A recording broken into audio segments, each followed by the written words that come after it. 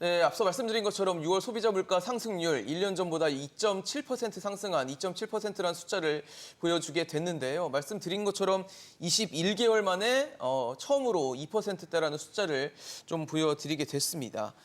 아무래도 해석이 좀 있을 것 같아요. 성 교수님 보시기에는 그래도 이제 2%라는 숫자를 굉장히 저희가 오랜만에 보게 됐는데 이제 고물가는 좀 잡히고 우리가 인플레이션에 대한 걱정을 조금은 덜어도 되는 그런 상황으로 보여지는지 여쭤보고 싶습니다. 예, 인플레이션 그 감소 폭이 굉장히 큰 것도 큰 의미가 있는데요. 예. 과거 2%에 접어든 것도 중요하지만은 지난달 대비해서 6%포인트 0.6%포인트 떨어졌거든요. 사실은 즉 최근까지 해서 보면 감소폭이 가장 크게 나타난 것으로 볼 수 있긴 합니다. 물론 작년 6월에 그 물가 상승률이 굉장히 높아가지고요. 그래서 작년 6월에 물가 상승률이 23년 7개월 대비 가장 높았었거든요. 그렇기 때문에 6월 달 이번 달이 좀 작년 대비해서는 좀 상대적으로 낮게 보이지 않느냐라는 그런 얘기를 할 수도 있습니다만은 그래도 전반적인 추세가 떨어지고 있는 것은 분명히 맞는 것 같습니다. 물론 뭐 아직까지 인플레이션이 끝났다라고 말하기는 좀 힘들다고 생각을 하는데요. 첫 번째는 일단은 농산물과 석유류 가격을 제외하는 근원 물가 지수도 여전히 높은 편이고요. 3%에서 4%포인트 정도로 보이고 있고요. 그리고 그래서 이게 소비자들이 직접 체감하고 있는 물가가 그쪽에 많이 포함되어 있거든요. 그래서 좀 낮다고 볼 수 있고 또 여전히 하반기 물가를 자극할 만한 요소들이 아직 많이 남아 있다고 볼 수 있습니다. 가장 첫 번째로 제가 생각하는 것은 여름이 이제 굉장히 더울 것으로 예상이 되고 있는데요. 그러면 아마 여름에 그 채소들의 작황이 좋아지지 않을 것이고 여름이 지나면서부터 채소류를 비롯한 농산물 가격이 급등할 가능성이 있습니다. 작년에도 그런 일을 우리가 경험한 적이 있었거든요. 보통 추석 때 그런 걱정을 또 많이 하죠. 예, 작년에는 공교롭게도 추석이 또 빨리 오는 바람에 그게 겹쳐가지고 그렇게 됐는데 올해는 뭐 그렇지 않다 하더라도 어쨌든 그 농산물 가격 그 기온이 지나치게 높으면은 이상 고온이 발생하면 농산물 가격이 변하게 되고요. 그리고 지금 뭐 이미 예고되어 있습니다만 하반기가 되면 공공요금들이 이제 줄달아 계속 오르게 되어 있습니다. 이미 버스나 지하철 요금도 오른다고 이미 발표가 되었고, 그다음에 전기료나 가스비 인상도 불가피할 것이고요. 무엇보다도 8월이 되면은 유류세 인하가 이제 종료되게 됩니다. 그러면 이제 우리가 정말 느끼는 휘발유 가격이나 경유 가격 인상 상승폭이 굉장히 크게 다가올 것으로 생각을 하고 있습니다. 뿐만 아니라 대외적으로 봤을 때도 뭐 아직까지 큰 문제 없어 보이긴 합니다만은 우크라이나 전쟁이나 또 최근에 발생한 그 러시아 내전 이런 부분이 사실은 유가를 자극할 가능성도 좀 있지 않을까 싶긴 합니다. 하지만 전반적으로 봤을 때 지금 굉장히 빠른 추세로 인플레이션이 안정화되고 있다는 것은 분명히 맞는 것 같습니다. 석 교수님 어떠세요? 사실 2%대라는 숫자가 반갑긴 한데 이게 얼마나 유지될 수 있을지에 대해서는 좀 여전히 좀 불안감이 있는 것 같거든요.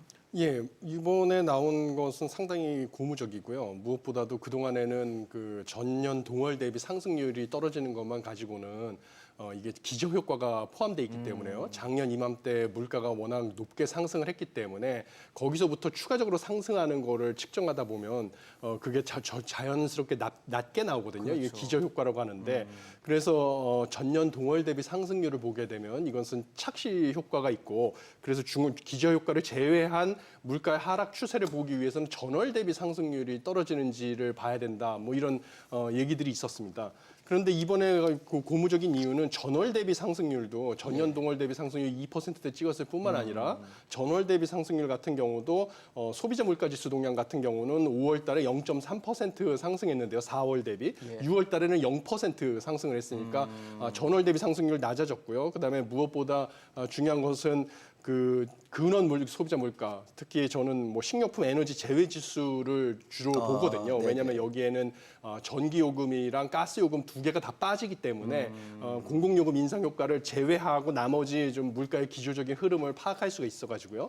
그런데 이 식료품 에너지 제외 지수 같은 경우도 6월 달에는 전월 5월 대비 0.1% 상승을 해가지고 5월 달에 0.3%였거든요. 그래서 전월 대비 상승률도 낮아지는 추세를 보이는 게 기저 효과를 제외하고 봐도 물가가 잡히고 있는 것으로 보여서 지금 뭐 한국은행이나 뭐 이 기재부의 예측에 따르면 다음 달 같은 경우도 역시 뭐 기저 효과랑 에너지 가격 하락으로 변수가 없는 한 2% 중반까지 소비자 물가지수 상승률이 떨어졌다가 연말에 좀 다시 상승하는 추세를 보여서 결국은 뭐 3% 초반대로 올해 소비자 물가지수 상승률이 끝날 것이다 이렇게 예측을 하고 있는데 그런 것에 저도 동의를 하고 있습니다. 그러니까 근원 물가가 좀 잡혀간다는 이제 분위기가 보인다는 게 굉장히 좀 긍정적인 신호라는 거겠네요. 예, 그렇습니다. 허 교수님은 어떻게 좀 평가하셨어요? 그러니까 전반적으로는 좋은 사인인 것 같고요. 석 교수님 말씀해주신 대로 어쨌든 간에 물가는 뭐 2%대 후반에서 이제 등락을 거듭하다가 올해 말까지 갈 것 같다라는 생각이 조금 들고 있고요. 예.